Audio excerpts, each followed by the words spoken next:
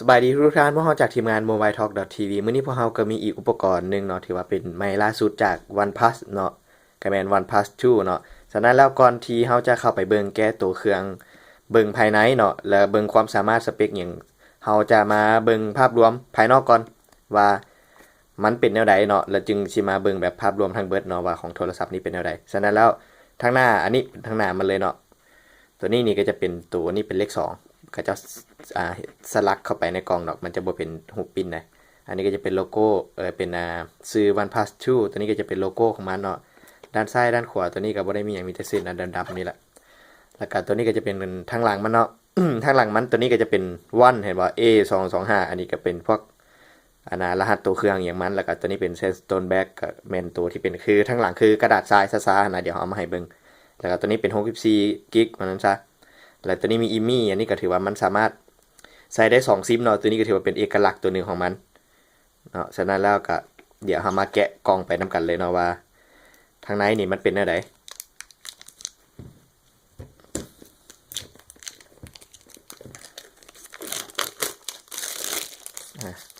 สีแดงแป๊ดเลยเนาะตัวนี้ก็ถือว่ากล่องมันนุ่มๆดีฉะนั้นเรามาเบิ่งกันเลยเนาะเป็นอย่างไหนมีอย่างแหน่ภายในตัวนี้เนาะแกะออกมาปั๊บเราก็สิเห็นเป็นประมาณนี้เลยก็จะมีตัวเครื่องก่อนเนาะตัวเครื่องถึกห่อด้วยพลาสติกเนาะมีแต่เดี๋ยวค่อยว่ามันมาเบิ่งคู่มืออย่างก่อนเอาตามมาตรฐานเขาเนาะคู่มือก็เป็นทิ่มสีแดงคือเก่าหั่นแหละเนาะแกะออกมามีอย่างแน่แกะออกมามีอันนี้มีอย่างจะเป็นมี user วิธีใช้งานอย่างมันอย่างประมาณนี้แหละก็ถือว่าคอยอ่านกันไปเลยเนาะเฮาเนาะฉะนั้นแล้วมันก็ถือว่าตัวนี้เป็นพวกคู่มืออย่างต่างๆของมันหั่นแหละเนาะมีแต่นี้ก็เก็บไว้ก่อนอันนี้เป็นมามันสายมันแบบนี้นะสายตัวนี้สังเกตเนาะว่าหัวมันตัวนี้สังเกตหัวมันนี่บ่แม่นเป็นไมโคร USB แล้วได้ตัวนี้ก็จะมาเป็น USB Type C นะเป็นหัวประมาณว่าจื้อได้เนาะว่าปัญหาระดับโลกของพวก Android คือมันเสียบประมาณว่ามันเสียบทางนี้บ่ล้วงนี่บ่หรือว่าล้วงนี่พลิกไปพลิกมานะแต่ว่าตัวนี้เป็น Type C ก็หมายความว่าเสียบล้วงใดก็ได้นะอยากมามุมใดก็เสียบได้เบิดวันนั้นซะบ่จะเป็นจะต้องมาเบิ่งว่ามันถึกล้วงหรือบ่ถึกล้วงนะตัวนี้เนาะแล้วก็ตัวนี้นี่บ่มีระบบ fast charger เนาะสายมันเป็นระบบชาร์จแบบปกติแหละตัวนี้ก็จะเป็นหัวเสียบใส่คอมเป็นแผงสีแดงบ่ได้เป็นวงม้วนคือแบบตัวทั่วไปเนาะตัวนี้ก็ถือว่าเป็นสายมันเฮ็ดด้วยเป็นเฮ็ดแปะๆบ่ให้มันสายพันกันนะสายมันก็ถือว่าเป็นเอกลักษณ์ตั้งแต่ OnePlus 1แล้วเนาะสายมันเป็นประมาณนี้ตัวนี้ก็จะเป็นอะแดปเตอร์ชาร์จไฟอย่างปกตินี่แหละก็ถือว่ามีเรื่องเน้นดีไซน์ขาวแดงวันนั้นซะของค่ายนี่เนาะฉะนั้นแล้วตัวนี้ก็ถือว่าเป็นภาพรวมของการแก้กล้องของมันเนาะว่าภายในนี่นะมีอย่างไรฉะนั้นแล้วเรากลับมาเข้าอยู่ที่ตัวเครื่องกันเลยเนาะว่ามันเป็นแนวใดแน่ก็คือแม่ตัวนี้เริ่มต้นกันแน่นอนว่าแกะถุงยางออกก่อนเอาสไลด์ออกมาเลยก็ได้เนาะ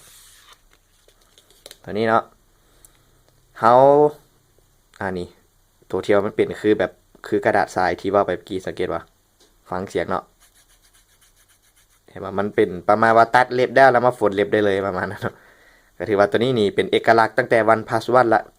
ที่มันมีแบบพวกวัสดุตัวเครื่องตัวทั้งหลังวันนี้นะมันจะเป็นซาจับแล้วรู้สึกแบบอยู่มือดีนะสังเกตแบบมีปัญหาแบบมันมักหลุดมือมันมือตัวเครื่องนี่มือโพดอย่างสินะฉะนั้นแล้วOnePlus 2นี่ก็แม่นใส่เป็นคือกระดาษทรายแล้วนั้นซะสำหรับก่อนที่จะมาเข้าภายในมันเอามาเบิ่งภายในก่อนว่ามันมีอีหยังจังไหนแน่ก็มีแต่เริ่มต้นจากทางหน้ามันตัวนี้เนาะทางหน้ามันก็บ่ได้มีหยังก็มีบ่ได้มีหยังผิดแปลกอย่างต่างหมู่ปานใดเนาะเริ่มต้นอยู่ที่กล้องหน้าก็มีกล้องหน้าอยู่ตำแหน่งตัวนี้แล้วก็มีเซ็นเซอร์ต่างๆอยู่นี่มีหูฟังเพิ่นหยังก็อันที่ว่านี่นะรับโทรศัพท์แล้วฟังอยู่นี่นะแล้วก็ตัวนี้ก็บ่ได้มีหยังเนาะเบื้องขวาสังเกตเอาว่ามีเป็นปุ่มแผ่นใหญ่ๆตัวนี้นะก็แม่นเอาเสียงขึ้นเสียงลงสินะแล้วก็ตัวนี้ปุ่มปิดเปิดเครื่องจะอยู่ตำแหน่งราวๆนี้มันจะบ่ได้อยู่เทิงแบบตัวเก่าเนาะมันจะอยู่ราวๆนี้ แล้วก็ทั้งเทิงก็จะมีตัวนี้ก็จะเป็นไม้เนาะก็เป็นหูเสียบหูฟังอย่างโดยทั่วไปแล้วสังเกตมันมีอีกปุ่มหนึ่งขึ้นมาอยู่ในนี้เนาะเอาแล้วมันเมนปุ่มอย่างอีกมานี่เพราะว่าสังเกตเนาะโทรศัพท์เฮากับแมนมีปุ่มหนึ่งแมนปิดเปิดเครื่องไว้ต่อนี่ปิดเปิดเครื่องอยู่ตัวนี้ตัวนี้เนาะมาเบิ่งก็คือแม่ตัวนี้นี่เป็นตัวปิดเปิดเครื่องตัวนี้ปิดเสียงขึ้นเสียงลงก็ถือว่าโดยทั่วไปแล้วโทรศัพท์ก็สิมีปุ่มประมาณนี้นะแต่ว่าไอ้หมอนนี่มาแปลกมีอีกปุ่มหนึ่งอยู่ในน้ำตัวนี้เนาะก็ถือว่าตัวนี้นี่เป็นปุ่มพิเศษที่แบบว่าประมาณเคยเป็นบ่แบบว่าเฮานี่อยากไปปิดเสียงมันนะเฮาก็ต้องมาเปิดมาเข้าเซตติ้งเข้านั่นเข้านี่จึงสิมาปิดเสียงมันได้ปิดเสียงแบบเป็นไซเลนต์นะแต่ว่าบัดนี้นี่เฮาก็มีแต่ตูดขึ้นตูดลงก็ได้เลยแบบคือเอาง่ายๆของไผที่เคยเห็นของ iPhone เห็นว่ามีปุ่มตัวนึงที่สามารถกดตัวนั้นลงแล้วมันจะปิดเสียงให้มันเป็นโหมดเงียบนี่อย่างประมาณนี้นะฉะนั้นแล้วตัวนี้นี่ก็มีเพิ่มเข้ามาถือว่าเป็นสำคัญเลยนี่แหละถือว่าใช้งานได้ดีมันคุ้มค่าวันนั้นซะคุ้มค่าที่แบบจะมีปุ่มอยู่นี่อยู่ข้างๆแล้วเราสามารถเปลี่ยนได้โหมดได้ไวมันจึงไม่ต้องเสียเวลาเราเนาะแล้วก็กล้องตัวนี้เนาะตัวนี้กล้องอยู่นี่เนาะแล้วก็มีตัวเป็นสีอีกตัวนึงเป็นป้องนึงอยู่นี่นะตัวนี้นะก็จะเป็นเซนเซอร์เขาจะเรียกว่าเอาระบบเซนเซอร์เอาเลเซอร์สำหรับเอาเลเซอร์นี่นะไปโฟกัสใส่อ็อบเจกต์ตัวใดตัวหนึ่งประมาณคือขอยอยากถ่ายตัวตุ๊กตา Android ใช่นะมันก็จะมียิงเลเซอร์ตัวนี้ไปหาตัวพวกอ็อบเจกต์ทั้งหน้าเฮานี่แหละมันจะเป็นตัวซอยในเรื่องของการโฟกัสเนาะเห็นให้มันไวขึ้นซึ่งว่าที่จริงแล้วกับแมน LG นี่เห็นมาก่อนหน้านี้แหละตัวนี้ก็ถือว่าแมนได้อีกเทคโนโลยีนึงที่เข้ามาซอยให้กล้องได้ถ่ายรูปได้ไวขึ้นแล้วก็มีแฟลชอย่างนี้แฟลช2ดอกในนี้เนาะมีแต่เฮาสิมาเปิดเบิ่งเครื่องภายในแล้วเนาะก็ถือว่าภายนอกก็อันนี้ก็จะเป็นลำโพงแล้วก็ USB Type C เนาะนั่นแหละมีแต่ซัมซาเฮาเปิดเครื่องเนาะสิมาเล่าเรื่องตัวสเปคสู่กันฟังก่อนว่ามันเป็นแนวใดนี่ก็เป็นโลโก้เห็นแสงฟ้าๆบิกินเนาะก็เป็นปุ่มแบ็คปุ่มมีเนี่ยก็รีเซนต์นะแอปต่างๆนะอันนี้ก็ถือว่าเป็นหน้าบุสกินของมันมีแต่เฮาสิมาเล่าเรื่องสเปคโดยรวมกันก่อนนะว่ามันสเปคมันเป็นแนวใดแน่กับแม่นหน้าจอไลท์ตัวนี้ฮอนนี่จะเป็น5.5 นิ้วเนาะตัวนี้แล้วก็มีจุดหนึ่งที่กับเจ้าว่ามาก็คือแมนความละเอียดหน้าจอของ OnePlus 2 กับ OnePlus 1นี่นะแมนใช้ระดับเดียวกันเลยก็คือแมนอยู่ที่ความกว้างความละเอียดของมันนะแมน1080คูณให้1920เนาะตัวนี้ก็ถือว่าใช้มาตรฐานเดียวกันเหตุผลที่ OnePlus บอกว่ามันบ่จำเป็นต้องเป็นแบบ 4K อย่างประมาณนี้หน้าจอละเอียดอย่างปานนั้นเพราะว่าตาเขาเห็นสำนีนะก็สุดๆละวันนั้นซะแล้วก็อีกอย่างนึงมันซอยในเรื่องของการประหยัดแบตเตอรี่น้ำนะฮะละแล้วก็หน้าจอนี่เป็น Gorilla Glass 4เนาะจะตัวเก่าเป็น Gorilla Glass 3แต่ว่าตัวนี้นี่เป็น Gorilla Glass 4ก็ถือว่าดีขึ้นที่ให้กันห้อยขูดอย่างนี้ได้ดีขึ้นฮะละแล้วก็เรื่องระบบที่ให้มาเลยตอนนี้นี่นะใช้เป็นกระเจ้ามีการโหมดล้อมของเป็นของ OnePlus กระเจ้าเองนะระบบใช้ชื่อว่า Oxygen เนาะตัวนี้ก็ถือว่าน่าจะได้อัปเดตเป็นเวอร์ชันใหม่ไวๆนี่ Oxygen ก็แม่นเบสมาจากAndroid เวอร์ชัน 5.0 ฮะละมีแต่ขึ้นว่าน่าจะออกเวอร์ชันใหม่ในไวๆนี้แล้วก็ปรับปรุงพวกเรื่องกล้องเรื่องฟีเจอร์เรื่องอย่างเนาะแรมที่ให้มาตัวนี้นี่ที่เฮาซื้อนี่เป็น64กิกเนาะความจำมันนะมันก็เลยว่าแรมนะก็เลยจัดมาให้4กิกเลยเนาะแล้วก็เรื่องของกล้องถ่ายรูปนี่มีแต่เสียวให้เบิ่งเรื่องของกล้องถ่ายรูปที่กระเจ้าก็ยังตีกันอยู่ว่าโอ้ฟีเจอร์นี้น้อยโพดแบบว่าบ่คือสมัยตัว OnePlus 1ที่ร่วมมือกับCyanogen เฮ็ดนะมันความสามารถมันหลายกว่านี้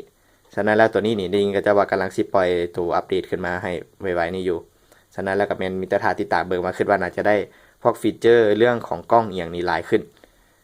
ก็บ่แม่นมีแต่เท่านี้มันนั้นซะตัวนี้นะพวกนี้นี่ประมาณระบบเลเซอร์มันโฟกัสได้ไวขึ้นเนี่ยประมาณนี้นะสินะตัวนี้ก็จะมีปุ่มแบ็คเป็นเส้นสีฟ้านี่เนาะก็ถือว่างามดีเส้นน้อยๆนี่เนาะแล้วก็อีกตัวนึงเนาะอยากบอกก็คือแมนตัวเลือกของปุ่มตัวนี้นะสังเกตเอาว่ามันปกติแล้วหั่นน่ะปุ่มอยู่นี่นะส่วนหลายแล้วนี่เฮาจะใช้เป็นของรุ่นทั่วไปมันจะต้องเป็นปุ่มที่เฮาต้องกดเข้าไปนะสังเกตเอาว่าเฮาต้องกดเข้าไป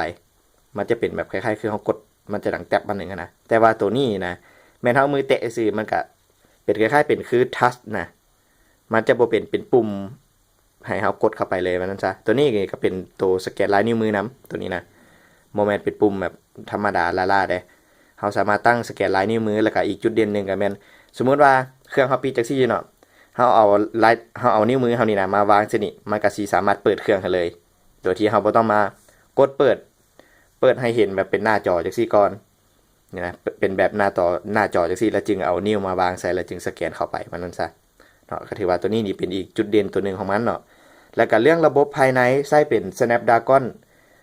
810ตัวอันที่ว่า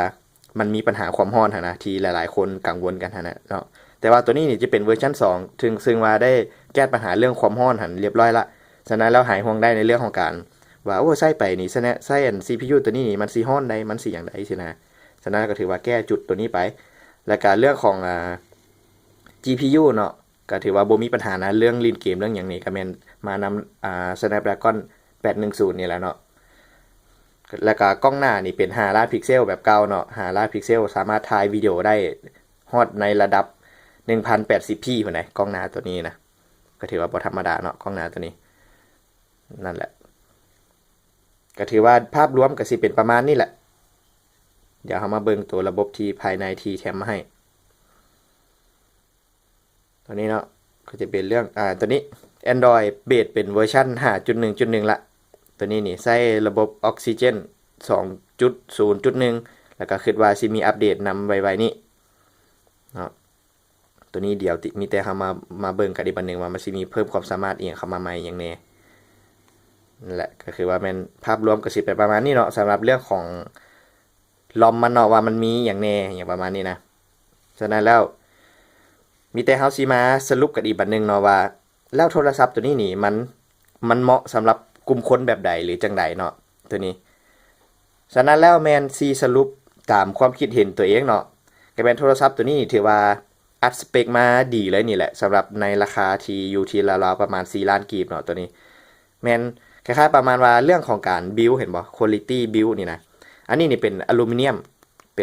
ยมเลยนี่แหละบ่ได้เป็นกะล็อกกะแลกว่านั้นซะแล้วก็อีกอย่างแม่นเฮาหั่นน่ะยังสามารถแกะฝาหลังนี่นะได้นี่สิแกะให้เบิ่งเนาะแกะฝาหลังเพื่ออีหยังเพื่อเฮาสามารถเปลี่ยนเคสมันได้สิแกะให้เบิ่งกันเนาะนี่เห็นบ่สังเกตบ่แผ่นตัวนี้นะเฮาสามารถไปซื้อเป็นลายอื่นๆนะมาใส่ได้โดยที่ถือว่าเป็นอีกลูกเล่นนึงที่บ่ค่อยมีเจ้าใดเฮ็ดปานใดมันจะเป็นแผ่นบางๆเนาะเขาสามารถเอาเป็นลายไม้ลายอย่างมาใส่ก็ได้นะมันสามารถซื้อเพิ่มได้มันซะตัวนี้ถือว่าเป็นจุดหนึ่งที่แตกต่างจากหมู่นะซะแล้วก็อีกอย่างนึงแม่นรุ่นนี้นะมันรองรับเรื่องของการใส่ซิมการ์ดได้2ซิมผู้ใดมักใช้โทรศัพท์2หน่วยอย่างประมาณนี้นะแม่นแนะนำรุ่นนี้แหละ2ซิมแม่นแล้วก็แน่นอนว่า 4G บ้านเฮานี่ก็บ่มีปัญหาละรองรับได้อยู่แล้วที่ใส่กันง่ายๆใส่แล้วก็บีบแตบๆเข้าเบิดประมาณนี้นั่นก็นี่แหละ 4G บ้านเฮาก็ถือว่าบ่มีปัญหาละเพราะว่าตัวนี้เนี่ยเป็นโซนของอินเตอร์เนาะเป็นเรื่องของการรองรับสัญญาณอย่างที่ควบคุมบ่มีปัญหาในเรื่องของ 4G แล้วก็อีกความสามารถนึงก็เป็นเรื่องของตัวนี้นี่ก็ถือว่าเป็นปุ่มนึงที่หลายๆคนถามหาแหละเนาะว่ามันอยากให้มันแบบไว้นะเดี๋ยวนี้ประมาณว่าข่อยอยากปิดเสียงมันก็ดึงลงมามันนึงปิดเสียงมันแล้วก็แล้วสินะบ่ต้องมากดเข้า setting นั่นนี่ให้เสียเวลาแล้วก็เรื่อง quality build นี่ก็ถือว่าเฮ็ดได้ดีมันบ่กอกบ่แก็บนะว่านั้นซะนี่แหละฉะนั้นแล้วเอาสรุปกันง่ายๆอีกสั้นๆอีกบัดนึงเนาะสำหรับคนที่มักแบบบ่ต้องมีแอปขี้เหงื่อหลายเอาแบบเนื้อๆว่านั้นซะเป็นเพียว Android หั่นนะที่ได้เว้าไปก่อนหน้านี้หั่นนะแม่นแนะนำรุ่นนี้ถือว่าเป็นรุ่นนึงที่เฮาสามารถเอาไปใช้แบบใช้ไปแล้วก็บ่ค่อยค้างบ่ค่อยกระตุกหยังหลายนะแม่นตัวนี้ก็ถือว่าเป็นรุ่นนึงที่แนะนำแล้วก็เรื่องราคาเรื่องกล้องถือว่าจัดอยู่ในหมวดที่ถือว่างามแต่ว่าก็บ่แม่นว่าแบบโอ้สุดยอดเลยรุ่นนี้ก็บ่แม่นถึงขนาดนั้นสินะก็ถือว่ามันสามารถใช้งานได้ดีเลยนี่แหละนี่นะโฟกัสไว้มีระบบเลเซอร์อย่างเข้ามาซอยสินะนี่แหละบ่ถือว่าชัตเตอร์ยังไวบ่มีปัญหาสินะก็ถือว่าเป็นอีกรุ่นนึงเนาะก็ลองพิจารณากันเบิ่งว่าสำหรับคนที่อยากเปลี่ยนโทรศัพท์ใหม่มักแบบว่าเดี๋ยวนี้มีโทรศัพท์อยู่ละ2หน่วยย้อนว่าต้องได้ใช้2เบอร์สินะก็ถือว่ารุ่นนี้เป็นอีกอย่างที่ลองคิดเบิ่งว่าสิเปลี่ยนมาใช้หน่วยเดียวมี2ซิมเลยบ่แล้วก็แบตเตอรี่นี่อยู่ได้เต็มมือแน่นอนเรื่องเล่นเกมเรื่องหยังนี่บ่มีปัญหาอยู่แล้วแล้วก็เรื่องของทีมการพัฒนาเรื่องของซอฟต์แวร์ก็ถือว่าแม่นอัปเดตไว้อยู่ บ่ได้มีปัญหาอย่างเนาะถึงว่าจะบ่แม่น